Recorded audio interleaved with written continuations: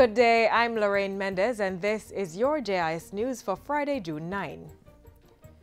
National Security Minister Robert Montego says increased activities by the security forces are putting gangs under pressure. In a statement released yesterday, the minister asserted that as a result, many of the murders being recorded were inter- and intra-gang related, arising from increased police intelligence and seizure of weapons, which had created tension and conflict among gang members. He says that as the police continue to dismantle gangs in areas such as Barretttown and Hanover, other gangs are attempting to infiltrate the communities and take over the space.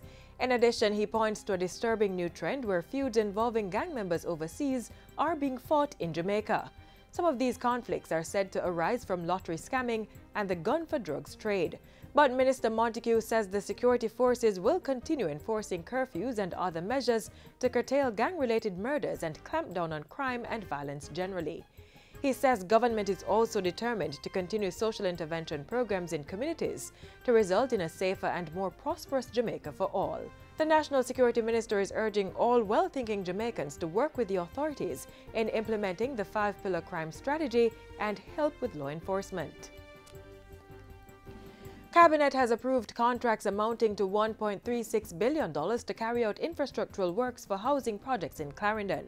Information Minister Senator Roel Reid made the disclosure during this Wednesday's post-cabinet media briefing at Jamaica House.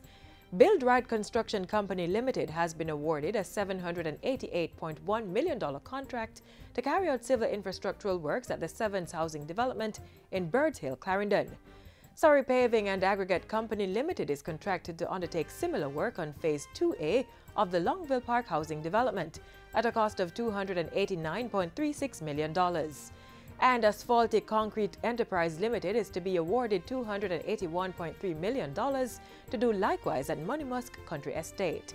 Senator Reid says Cabinet has also approved a special benefits order to the Estuary Housing Development in Friendship St. James, effective December 20, 2016.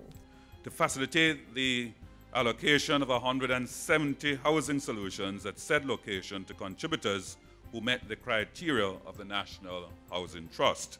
Labour and Social Security Minister Shahini Robinson says government is seeking to increase access and coverage for persons with disabilities to empower them and expand their level of participation in the society.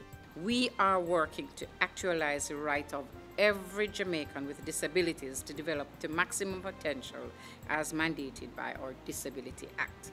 She points to the codes of practice and regulations being developed to support the Disability Act, as well as a public education campaign being planned to ensure all citizens understand the rights of persons with disabilities. The minister was speaking on Thursday during a tour with representatives of the Inter-American Development Bank at the Early Stimulation Facility on Hanover Street in Kingston. The facility, which was officially opened on March 3 of this year, received funding support from the IDB. The Ministry of Culture, Gender, Entertainment and Sport has mounted the third and final gateway sign to the Blue and John Crow Mountains. The mounting of the Port Morant St. Thomas sign follows similar installations last year in Pepin St. Andrew and Port Antonio, Portland, the other two major access points to the World Heritage Site. The installation of the gateway signs is a strategic marketing move intended to lift the heritage profile of the communities in which the signs are located. The Blue and John Crow Mountains was inscribed on UNESCO's World Heritage List in July 2015.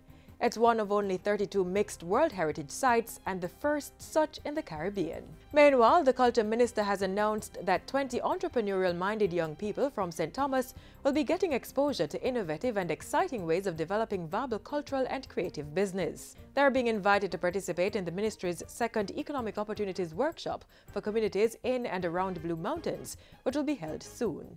These individuals must have started a little business or have a viable proposal for a business that takes advantage of the cultural resources and the opportunities within St. Thomas. The ministry is partnering with Scotland-based charity group Young Enterprise Scotland, JIS, which will be sending a representative to the workshop from its Bridge to Business program. It's a program that engages college students in interactive sessions designed to support their business ambitions.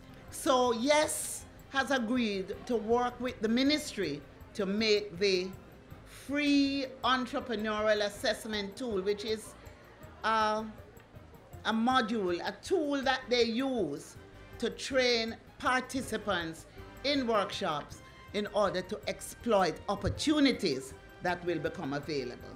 They have agreed to identify young people in business in Scotland to address the workshop via Skype. And that's it for JIS News today. I'm Lorraine Mendez. Thanks for watching.